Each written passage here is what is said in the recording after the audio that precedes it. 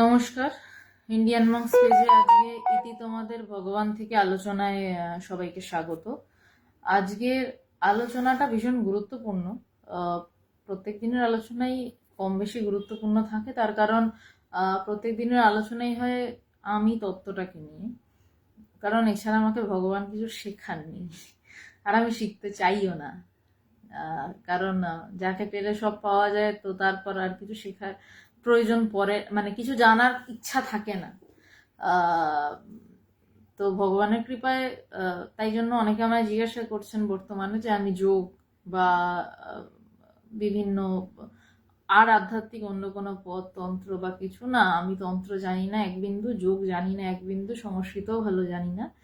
আমি ভগবানের পায়ের নিচে বসে শুধু এই তত্ত্বটা তিনি শিখিয়েছেন যে নিজেকে জানার যে ধ্যান, যেটা নিয়ে আজকের আলোচনা।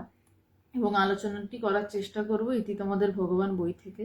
ভগবান যাকে চিঠি লিখেছেন, আপনারা এর আগেও প্রশ্ন প্রায় করলে প্রথমে করে নিন, কারণ একবার আলোচনায় ঢুকে গেলে সৌম্যদীপ হালদার পরে তখন প্রশ্নের উত্তর দিতে সমস্যা হয়। প্রশ্ন করলে এখন করুন।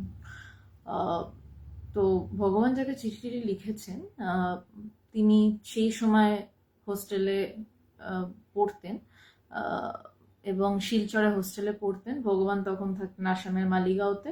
সেই জন্য তাকে চিঠিটি লেখা। চিঠিটি অসাধারণ একটি সাধনার দলিল, যে একটি ছেলে বা একটি মেয়ে কিভাবে এই অদ্বৈত বেদান্তের সাধনা করবে। তো সেই চিঠিটি নিয়ে আজকে আলোচনার চেষ্টা করব। যেহেতু সাধনার কথা, সেই জন্য ভীষণ ইম্পর্টেন্ট। চিঠিটি লিখেছেন বুম্বাকে, ভগবানের সেই সময়ের বুম্বা, বর্তমানে স্বামী প্রজ্ঞানানন্দজি, ভগবানের প্রজ্ঞানানন্দ, যিনি ভগবানের জীবনী লিখছেন। তার প্রথম পরিচয় তিনি ভগবানের সাধু, ভগবানের ভক্ত, তার প্রথম পরিচয়। দ্বিতীয়, তিনি সন্ন্যাসী ভগবানের। তৃতীয় পরিচয়, তিনি ইন্টারন্যাশনাল বেদান্ত সোসাইটির ভাইস প্রেসিডেন্ট এবং ভগবান তাকে দীক্ষা দেওয়ার জন্য নির্বাচিত করেছেন। এবং তিনি তার আরেকটা যেটা বড় পরিচয়, তিনি আমাদের চিফ এডিটর, যা যত বই বেরোয় তার হাত দিয়ে বেরোয়, এবং ভগবানের জীবনী লিখছেন উনি। তো সুতরাং এই চিঠিটি সেই রকম মানুষকেই লেখা যেতে পারে যে ভবিষ্যতে এই রকম জায়গায় দাঁড়াতে পারে এবং আধ্যাত্মিকভাবে সে এইরকম বড় মাপের একজন মানুষ হতে পারেন। তো চিঠিটি এইরকম চিঠি সবাইকে লেখা যায় না। তো কেন ভগবান 1990 সালে, আমার জন্মের অনেক আগে, এই চিঠিটা লিখেছেন তাকে, সেটা আজকে 2024-এ দাঁড়িয়ে ভালো মতন বোঝা যায়। সৌম্যদীপ প্রশ্ন করছেন, মাইন্ড রিল্যাক্স কিভাবে করব, কনসেন্ট্রেশন পাওয়ার বানানোর উপায় কি প্লিজ। আমি আপনাকে রিকোয়েস্ট করব আজকের পুরো আলোচনাটা শুনুন। এই আলোচনাটা হয়তো প্রথমেই আপনার মনে হবে না যে পুরোটা বুঝতে পারছি, কিন্তু আপনি শুনুন, পরে পারলে আরেকবার শুনুন, বা আলোচনাটা থেকে কোনো একটা লাইন নিয়ে আপনি ভাবুন। আমি আশা করতে পারি আজকের গোটা আলোচনা থেকেই আপনার এই প্রশ্নের উত্তরটা আপনি পাবেন, যে মাইন্ড রিল্যাক্স কিভাবে করব, এর থেকেও বড় অনেক উত্তর পাবেন, এবং কনসেন্ট্রেশন পাওয়ার বাড়ানোর উপায় কি, এটার উত্তর তো পাবেনই। আমি আলোচনা শুরু করছি ইতি তোমাদের ভগবান থেকে। ভগবানের ইষ্টদেব ঠাকুর, প্রত্যেকটা চিঠির শুরুতেই তাই লেখা, শ্রী শ্রী রামকৃষ্ণ শরণ, গৌহাটি 28/11/90। 28/11/90 সাল থেকে 90 সালে ভগবান চিঠিটি লিখছেন। প্রিয় বুম্বা, 21/11 তারিখে চিঠি পেলাম, সবাইকে পড়ে শোনালাম, উন্নতি করছিস। ভগবানের একটা ব্যাপার আছে যে যখন ভগবান নিজে দেখেন যে তার কোনো শিষ্য বা তার কেউ আধ্যাত্মিক জগতে বা অন্য কিছু ক্ষেত্রে উন্নতি করছে, ভগবান সবাইকে খুব আনন্দ করে জানান। ভগবানের গুরুদেব পবিত্রানন্দজিও যখন ভগবান জ্ঞান লাভ করেন, তখন সবাইকে ডেকে জানিয়েছিলেন যে শোনো শোনো, ও জ্ঞান লাভ করেছে। তো যেমন গুরু তেমনই শিষ্য হয়। তো ভগবান খুব আনন্দ করে জানান যে শিষ্য আধ্যাত্মিক উন্নতি লাভ করলো, যে শুনেছি সে এরকম হয়েছে, বহুবার আমরা শুনেছি, এবং শুনে কখনো নিজের খুব দুঃখ হয়েছে, কারণ আমাদের কিছু হচ্ছে না, অন্য কারোর কিছু ভালো হচ্ছে। কিন্তু দুঃখ এক আর ঈর্ষা আর এক। ঈর্ষাটা গুরু কৃপাতেই হয়নি নেহাত, নাহলে হতেই পারতো। মনে হয়েছে ঠিক আছে, ও ভালো করেছে, খুব ভালো, মনে প্রচন্ড দুঃখটাকে চেপে রাখছি, কিন্তু আমাকেও একদিন এই জায়গাটায় পৌঁছাতে হবে। তো সময় বদলায়, কিন্তু 1990 সালে যা হয়েছিল, আমি ভগবানের কাছে যেই টাইম পিরিয়ডটায় ভগবানের সাথে থেকেছি বা আছি, সেই টাইম পিরিয়ডটায় কিছুই বদলায়নি। তাই জন্য পার্থবাবু প্রণাম, রামদরবার প্রণাম। তো তাই ভগবানের এখানে লেখা রয়েছে যে তোর 21-11 তারিখে চিঠি পেলাম, এটা কিন্তু একটা গুণ। মানে আমি কেন এই কথাটা বললাম, মানুষ সাধারণভাবে নিজের উন্নতি ছাড়া অন্য কারোর উন্নতি বলে না। এই বলাটা ভগবান আমাদেরকে শিখিয়েছেন, যে অন্য কেউ ভালো করলে সেটাও মানুষকে বলো, যে সেও বড় হচ্ছে। একা বড় হয়েও না, সবাইকে নিয়ে একসাথে বড় হও। এটা খুব ইম্পর্টেন্ট। সবাই চায় একা বড় হবো, ওয়ান ম্যান শো না। ভগবানের থেকে আমরা শিখেছি যে একসাথে বড় হও, একা বড় হও না, একা বড় হয়েও না। তার মধ্যে তুমি তোমার যে আধ্যাত্মিকতা, যে ধ্যান ধারণা করো, কিন্তু অন্য কারোর মধ্যে যদি সামান্য ভালো দেখো, সেটা 10 মুখে বলো। সৌরভ চক্রবর্তী প্রণাম। হ্যাঁ ঠিকই, এটা ইন্সপিরেশন। তো তোর 21-11 তারিখের লেখা চিঠি পেলাম, অর্থাৎ চিঠি দিয়েই আসলে আধ্যাত্মিক গুরু শিষ্যের মধ্যে না, বা আধ্যাত্মিক জগতে যারা রয়েছে, একটা দুটো শব্দ ইম্পর্টেন্ট তার আধ্যাত্মিক ভাবে সে কোন জায়গায় দাঁড়িয়ে আছে এটা বোঝার জন্য। তাকে এক গাদা কথা বলতে হয় না, এত এত কথা বলার প্রয়োজন পড়ে না। গুরু এবং শিষ্যের মধ্যে বা আধ্যাত্মিক জগতে যারা রয়েছে তাদের মধ্যে সামান্য তাকানো ইম্পর্টেন্ট। যেভাবে তাকাচ্ছে তাতে বুঝে নেওয়া যায়, বললে হয়তো খারাপ লাগবে বা হয়তো মনে হতে পারে বাড়িয়ে বলছি না, তাকালে বোঝা যায় যে তার দৃষ্টিটা কেমন। ঠাকুর বলছেন না, দৃষ্টিটা অমনা দৃষ্টি। দৃষ্টিতে বোঝা যায় যে কিরকম, তার সামান্য হাসিতে বোঝা যায়। একটা শব্দই যথেষ্ট তার জ্ঞানের গভীরতা টের পাওয়ার জন্য। সেখানে প্রজ্ঞানানন্দজি, মানে বুম্বা, সরি, কারণ প্রজ্ঞানানন্দজি বলে অভ্যস্ত, তার চিঠি পেয়েছেন এবং সবাইকে পড়ে শুনিয়েছেন, কারণ ভগবান খুব আনন্দিত যে তার শিষ্য হোস্টেলে বসেও, এবং জানিয়ে রাখি খুব একটা সহজ হোস্টেল সেটা ছিল না। ইঞ্জিনিয়ারিং এর কম্পিউটার ইঞ্জিনিয়ার, তখন দেশের কম্পিউটার ইঞ্জিনিয়ারিং এর 3rd ব্যাচের স্টুডেন্ট ছিলেন। আরইসি বর্তমানে এনআইটি, সেই এনআইটিতে প্রজ্ঞানানন্দ মানে বুম্বা পড়তেন, প্রজ্ঞানানন্দজি পড়তেন। তো সেইখানে পড়াশোনা করতে করতে ভগবানের সাথে চিঠিতে তার কথা এবং তার উন্নতি হচ্ছে। এবং কেন প্রথমে তার বর্তমান ডেজিগনেশনটা আমি বললাম, ডেজিগনেশন বলাটা ভুল, তার বর্তমান পরিস্থিতিটা বললাম, কারণ তাকেই চিঠি লেখা যায়, তার কারণ আমি চিঠিটা বলছি। 19শে নভেম্বর সকাল থেকে রাত 10টা অবধি নানা কর্মসূচিতে ঠাসা ছিল এবং প্রত্যেকটা কাজ সুন্দরভাবে হয়েছে, এসে জানতে পারবি। এই এই যে লাইনটা পড়লাম না, এই লাইনটাও আমার কাছে খুব একটা অপরিচিত নয়। মানে 19শে নভেম্বর হচ্ছে ভগবানের গুরুদেবের জন্মদিন, এবং ইন্টারন্যাশনাল বেদান্ত সোসাইটি ভগবান নিজের গুরুদেবের জন্মদিনের দিনই প্রতিষ্ঠা করেন। কারণ ভগবান চাইতে পারলে মানে নিজের অর্গানাইজেশন নিজের জন্মদিনেই প্রতিষ্ঠা করতে পারতেন, কিন্তু সৌরভবাবু প্রণাম, মানসবালা প্রণাম। কিন্তু ভগবানের মতন শিষ্য আমি কম দেখেছি। আমার একবার মনে হয়েছিল, আমি একবার ভগবানের সাথে একবার কথোপকথন হচ্ছিল, ভগবানকে বলেছিলাম যে ভগবান, তোমার মতন শিষ্য হতে পারলে সব হয়ে যায়। তো ভগবান নিজের জন্মদিনে রাখতে পারতেন, ইন্টারন্যাশনাল বেদান্ত সোসাইটি তৈরি করতে পারতেন, করেননি। গুরুদেবের জন্মদিনে করেছেন। আমাদের প্রথম মেয়েদের আশ্রম ইন্টারন্যাশনাল বেদান্ত সোসাইটি, সেই প্রথম মেয়েদের আশ্রম তৈরি হচ্ছে, এবং তখন আইবিএস এর মানে ইন্টারন্যাশনাল বেদান্ত সোসাইটির খুব বেশি কিছু নেই। আমি কেন এই কথাটা বলছি, কারণ আধ্যাত্মিকতা গুরু ভক্তির উপর দাঁড়িয়ে রয়েছে। ভগবান সেই আশ্রমটির নাম দিলেন শ্রী রামকৃষ্ণ তপবন, তার কারণ পবিত্রানন্দজি একটি মেয়েদের আশ্রম তৈরি করার চেষ্টা করছিলেন, যেটার নাম তিনি ভগবানকে জানিয়েছিলেন শ্রী রামকৃষ্ণ তপবন, কিন্তু পবিত্রানন্দজি সেই কাজটা শেষ করতে পারেননি। তার আগেই তিনি তার মহাসমাধি হয়।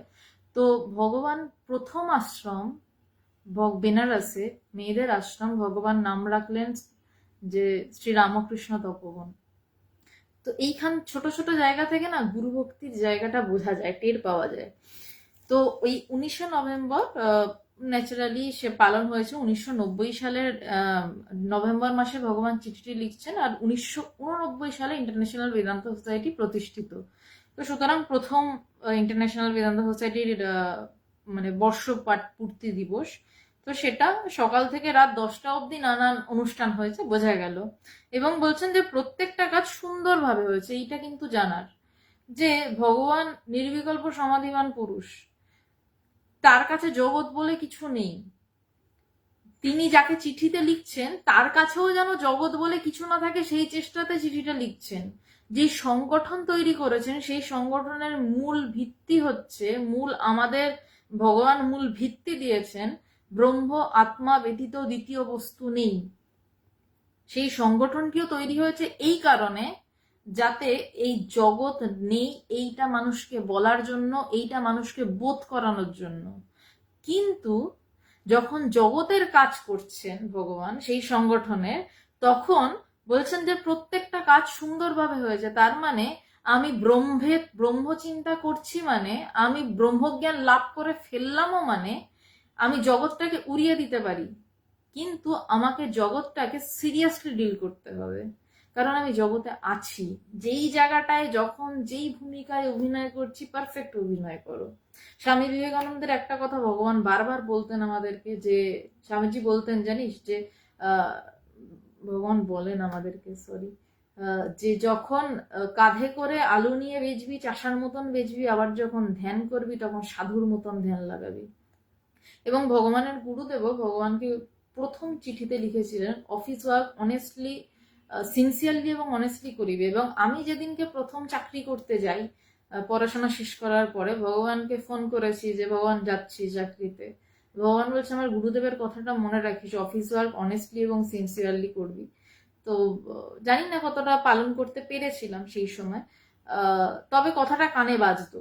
কারণ আধ্যাত্মিকতা মানে জগৎ উড়িয়ে দেওয়া নয়, জগৎ উড়ে যাওয়া মানে জগৎটাকে যখন ডিল করছি সেই জগৎটাকে সুচারুভাবে একদম পারফেক্টলি ডিল করাটা আমি ভগবানের থেকে দেখে চোখের সামনে শিখেছি।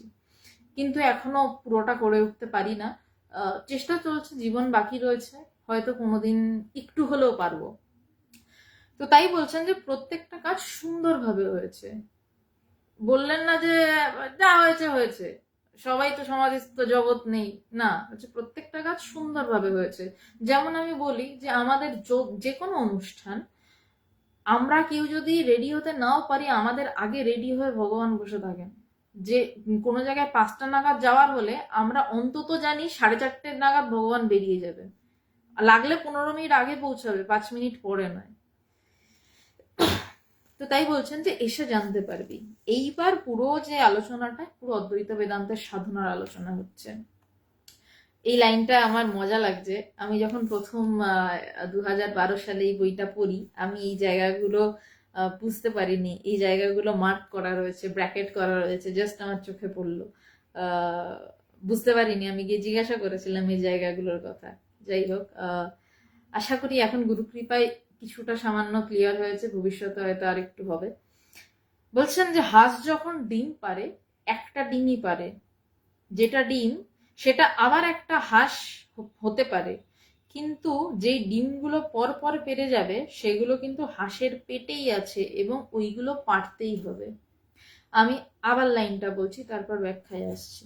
হাঁস যখন ডিম পারে, একটা ডিমই পারে, যেটা ডিম সেটা আবার একটা হাঁস হতে পারে, কিন্তু যে ডিমগুলো পর পর পেরে যাবে সেগুলো কিন্তু হাঁসের পেটেই আছে এবং ওগুলো পারতেই হবে। একটা অদ্ভুত ধরনের এক্সাম্পল দিয়ে ভগবান একটা কথা বললেন, মানে বলছে যখন হাঁস একটা ডিম পারছে, তার মানে ডিমটা হাঁসের পেটে উৎপন্ন হয়েছে, প্রসেসিং হয়ে গেছে, আর উৎপন্ন যখন হয়েছে ডিমটাকে কিন্তু পারতেই হবে, উপায় নেই। মানে তীরটাকে যদি আমি টেনে ফেলি, তীরটা কিন্তু ছিটকাবে, রাস্তা নেই আর। বলছে সেই তীরটা গিয়ে ছিটকাবে এবং কোথাও না কোথাও বিদ্ধ করবে, সে প্রপার জায়গায় বিদ্ধ না করলেও এদিক ওদিক সেদিক অন্য কাউকে মেরে দেবে।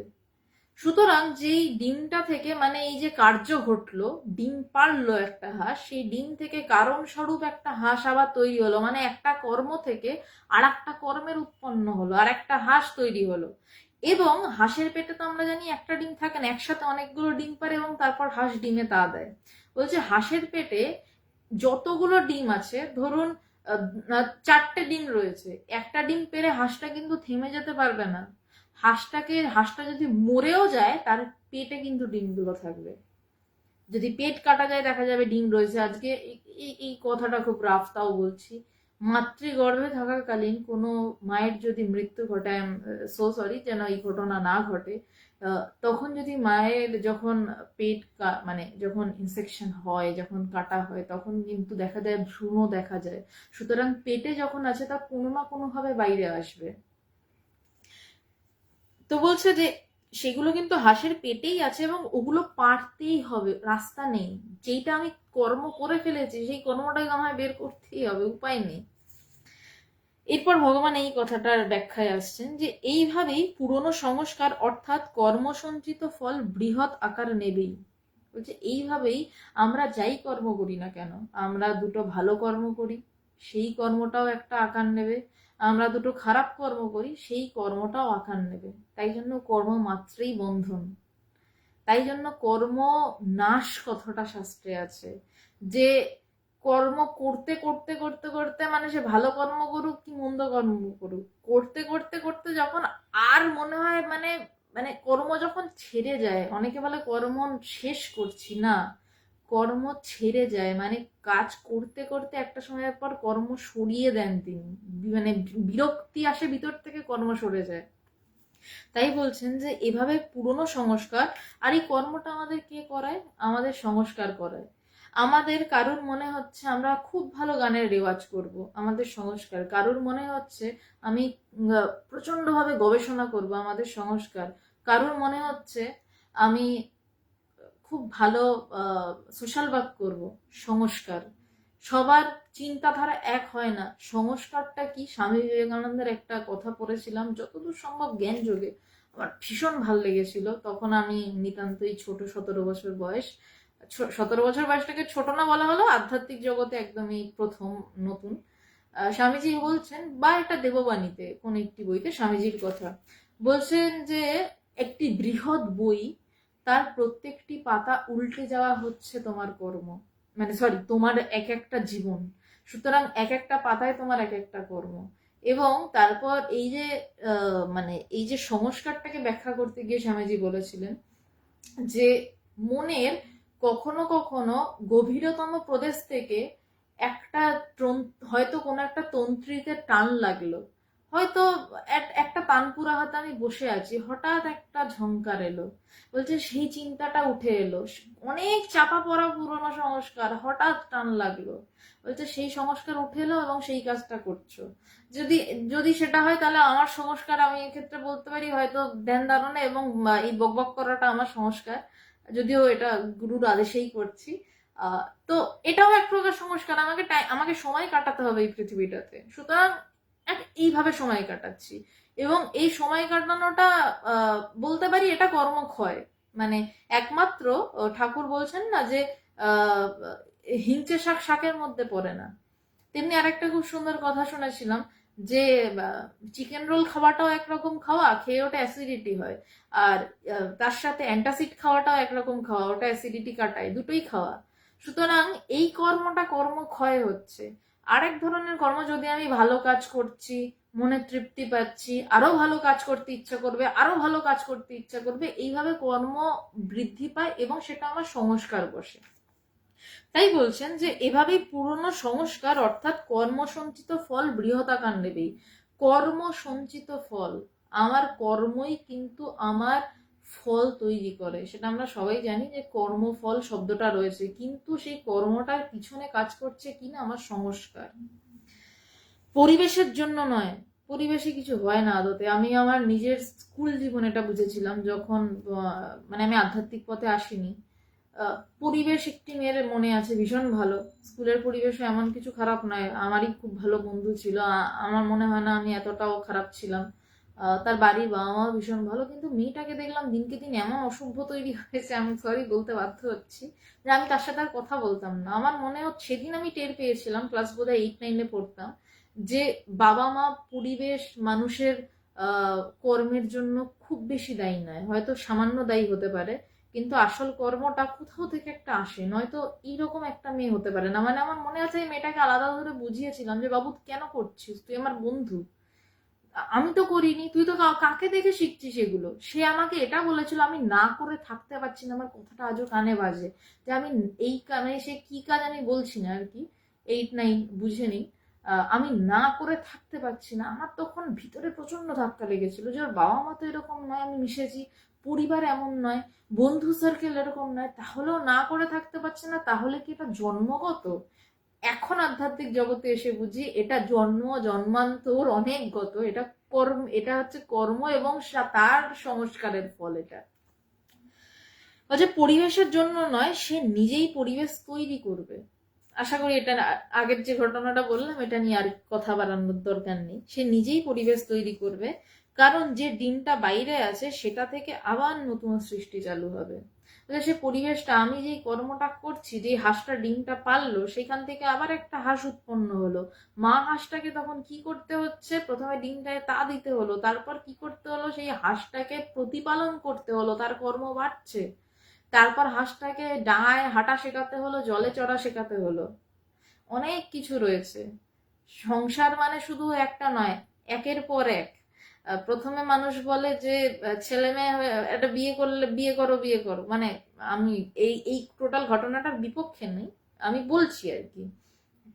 কালচক্রটা আমাদেরকে কিভাবে গ্রাস করে, এক সেকেন্ড, কালচক্রটা আমাদেরকে কিভাবে গ্রাস করে না, প্রথমে আসে হচ্ছে বিয়ে করো, বিয়ে হচ্ছে না, বিয়ে করো, চারদিক থেকে প্রেশার। তারপর হলো বিয়ে হয়ে গেল, আচ্ছা বাচ্চা হলো না, হলো বাচ্চা। তারপর বাচ্চাটার পিছনে দৌড় দৌড় দৌড়, তাকে বড় করা। আমি এগুলো কোনোটাই খারাপ বলছি না, আমি উদাহরণ দিচ্ছি, প্লিজ আমাকে মানে আমি বিয়ের বিপরীত বা পরিপন্থী নই। আমি বিয়েরও পরিপন্থী নই বা লিভিনেরও পরিপন্থী নই। আমি মানে যার যেরকম ভাবে থাকা পছন্দ সে থাকবে, সেটা নিয়ে আমার কোনো বিষয় নয়। তারপর বাচ্চাটা বড় হলো, চাকরি পেলো। তখন বাবা মা বা যদি ভাবে যে হ্যাঁ এবার তো তাহলে বাচ্চা সেটেল, তাহলে এবার আমি নিজের মতন কাটাবো, হয় না। তারপর কি হয়, বাচ্চাটার আবার বিয়ে হয়, সেটা আবার দিতে হয়। বিয়ের পরে আবার তার বাচ্চা হয়। তখন বেশিরভাগ ক্ষেত্রে এসে দেখি, আমাকে বয়স্ক যাদের সাথে কথা হয় তারা বলেন সময় পাই না, নাতি নাতনিকে দেখতে হয়। এরপর কি হয়, মরে যেতে হয়, চুল্লিতে ঢুকে যেতে হয়। হয় না। সুতরাং একটা কর্ম আর একটা কর্মের জন্ম দেবে, তার থেকে কর্ম কাটা, সেটা নিয়েই কথা হচ্ছে এখানে। তাই বলছে যে সে নিজেই পরিবেশ তৈরি করবে। এই যে গোটা প্রসেসটা বললাম, মানুষের ক্ষেত্রে বলছি, এটা কি আমি নিজেই পরিবেশটা তৈরি করলাম না? আমি নিজেই নিজেকে একটা বন্ধনে জড়ালাম, সেখান থেকে আরো একটা বন্ধন ভালোবেসে জড়ালাম, সেখান থেকে আরো একটা বন্ধন, অথচ প্রত্যেক মুহূর্তে বলছি দূর বাবা ভাল লাগে না এত কাজ, দূর বাবা ভাল লাগে না এত কাজ। তোমাকে জড়াতে কে বলেছিল বাবা? তুমি জড়ালে কেন? তো যাই হোক, তো বলছে সে নিজেই পরিবেশ তৈরি করবে, কারণ যে ডিমটা বাইরে আছে সেটা থেকে আবার নতুন সৃষ্টি চালু হবে, কিন্তু যেগুলো ভেতরে আছে সেগুলোর সে ক্ষমতা নেই। তাই উৎসে তাকাতে হবে, ডিম উৎপত্তি স্থানে। এবার আরো ইন্টেন্স হচ্ছে আলোচনাটা। বলছে যেটা বাইরে ডিমটা বেরিয়ে গেছে সেইটা থেকে তো আমার যা কর্ম হবে, কিন্তু যেইটা ডিমগুলো ভিতরে রয়েছে সেই উৎসের স্থানে তাকাতে হবে, সেই উৎপত্তি স্থানে তাকাতে হবে। সেটাকে বলছেন যে ডিম উৎপত্তি স্থানে তাকাতে হবে, নষ্ট করতে হবে সেই জায়গাটা। বলছে যেই জায়গাটা থেকে উৎপত্তি হচ্ছে ওই জায়গাটাকে নষ্ট করে দাও। আমি যদি একদম মানবীয় বিজ্ঞানে আসি, ফ্যালোপিয়ান টিউবটাই যদি নষ্ট হয়ে যায়, বাচ্চা হবে না। আর এটাই আধ্যাত্মিক ভাবে বলছেন যে মনের চিন্তা অহরহ মন থেকে উঠছে। আমরা সারাদিন কিভাবে বাঁচি, ঘুম থেকে উঠলাম একটা চিন্তা, আবার একটা চিন্তা, আমরা চিন্তা ধরে ঝুলে ঝুলে বাঁচি।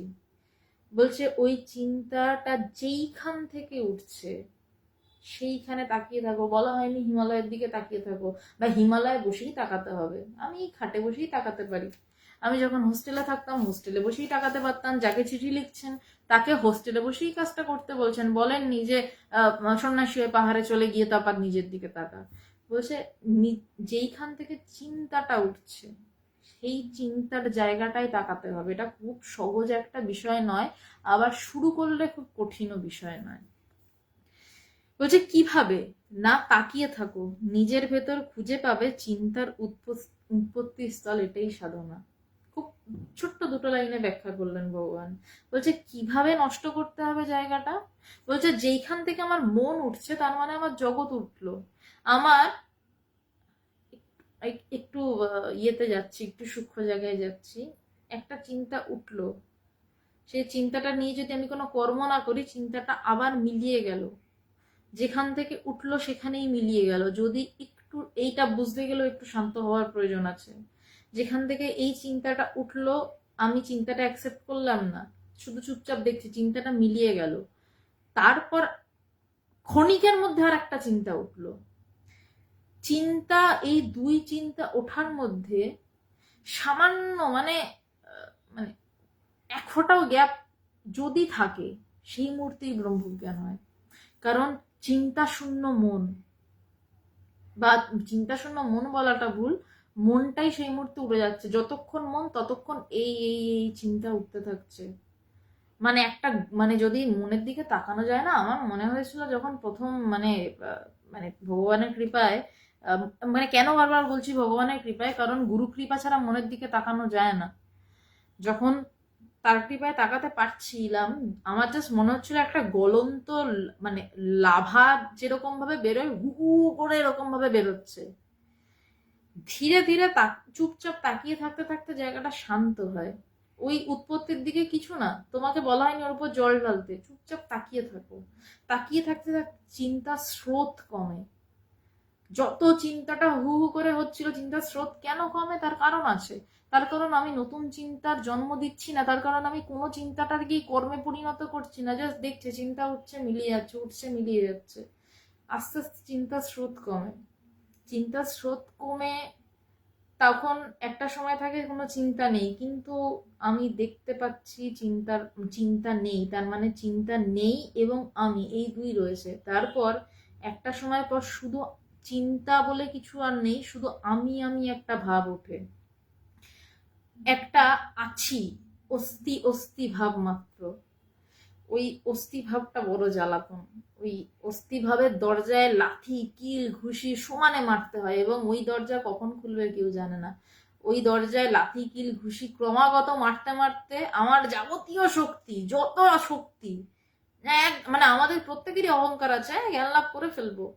যে সাধক তারও থাকে, যে সাধক নয় তারও থাকে যে করব না, সাধনা শুরু করলে হ্যাঁ আমি করে পারবো। ভীষণ সূক্ষ্ম, বোঝা যায় না। সবাই হয়তো হাত জোর করে বলছে না আমি কি পারবো, তিনিই পারবেন, কিন্তু সাধনা করতে বসলে বোঝা যায় অহং যখন আকারিত হয়, যখন অহং আকারিত হয়, অহংকার হচ্ছে, সেটা কি ভয়ানক হয়।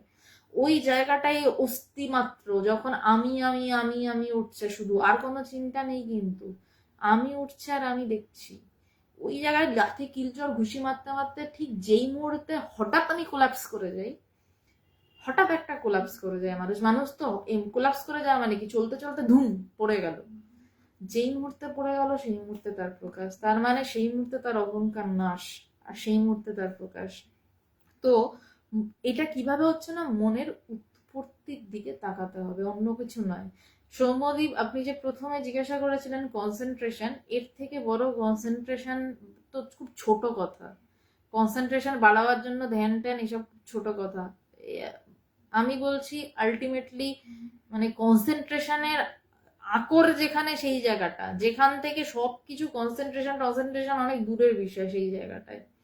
তো অ্যাটলিস্ট ধ্যান করুন, অ্যাটলিস্ট চোখ বন্ধ করে বসে থাকুন, অন্তত দিনে 5 মিনিট থেকে শুরু করুন।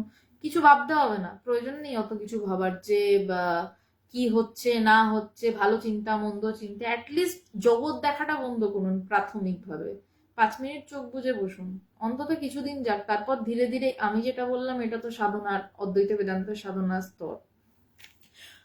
তো ভগবান বলছেন তাকিয়ে থাকো। এই তাকিয়ে থাকার পরের জিনিসগুলো আমি বললাম, নিজের ভেতর খুঁজে পাবে চিন্তার উৎপত্তি স্থল। নিজের ভেতরেই কিন্তু ওই উৎপত্তি স্থলটা খুঁজে পাওয়া যায়, অন্য কিছু না।